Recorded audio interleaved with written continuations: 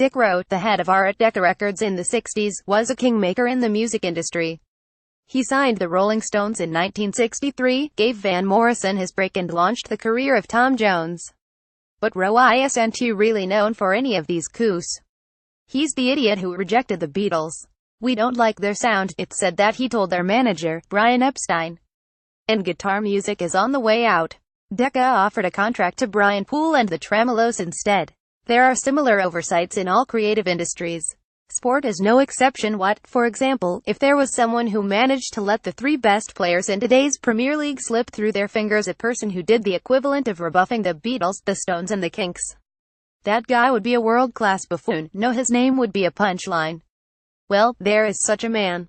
He's called José Mourinho. When Mourinho returned to Chelsea in June 2013, Kevin De Bruyne and Romelu Lukaku were already on the club's books.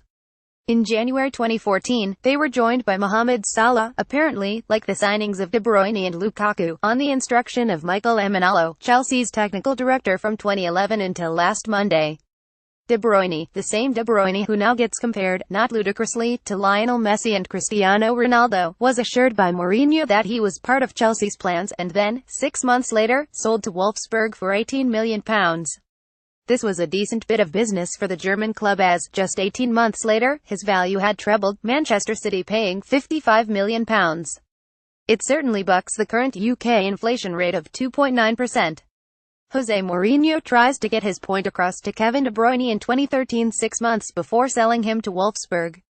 Photographed Aaron Walsh, Chelsea FC via Getty Images. Lukaku, rated in January 2014 by The Guardian as one of the 10 most promising young players in Europe, was sent on loan to Everton not long after Mourinho's arrival.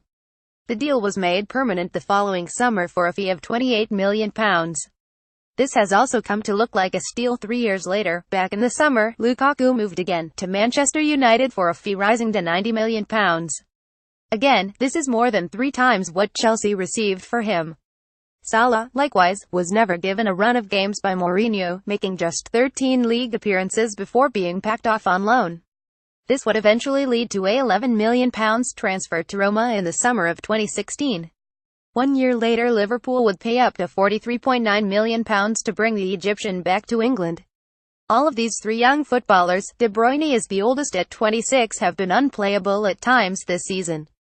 And you couldn't exactly say it's a shock they've turned into the players they've become.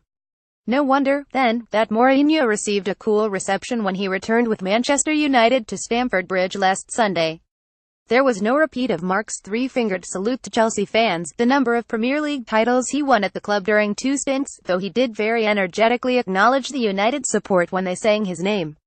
He's like the Dipsy paterfamilias at a family gathering where everyone knows he's frittered away the inheritance. But could you blame the Chelsea faithful for being annoyed with him? What a team they would have now if they had held on to De Bruyne, Lukaku and Salah. How much weaker their title rivals would be. It must be like the Dipsy paterfamilias turning up to a family gathering where everyone knows he has frittered away their inheritance.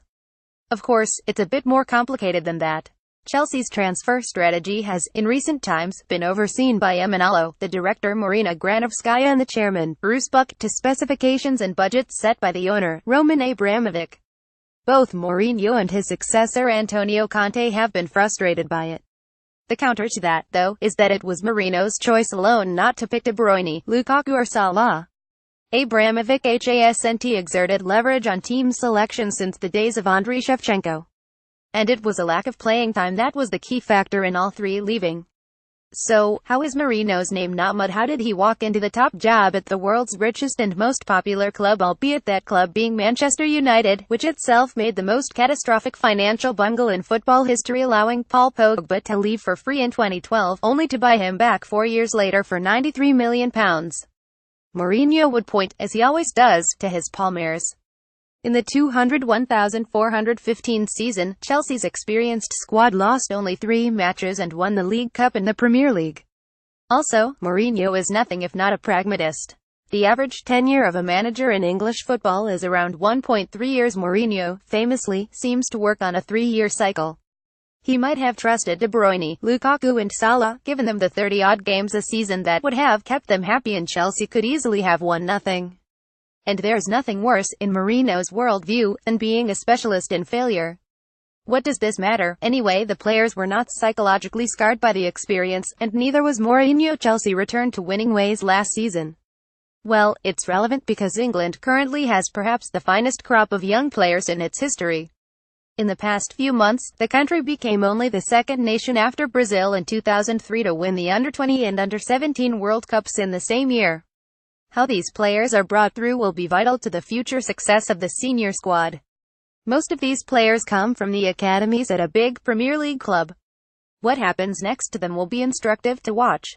Chelsea, especially, have overseen the development of some of the most exciting young talents in English football right now. Tammy Abraham, 20, and Ruben Loftus-Cheek, 21, both current loanees from Stamford Bridge at Swansea and Crystal Palace, respectively, were called up for England's friendlies against Germany and Brazil. The versatile 22-year-old midfielder Nathaniel Chalobah was allowed to join Watford in July, around the same time Danny Drinkwater was coming in for £35 million. Surely Chelsea aren't going to sit back and watch another talent drain in the fast return results. No world of the Premier League. You couldn't bet against it.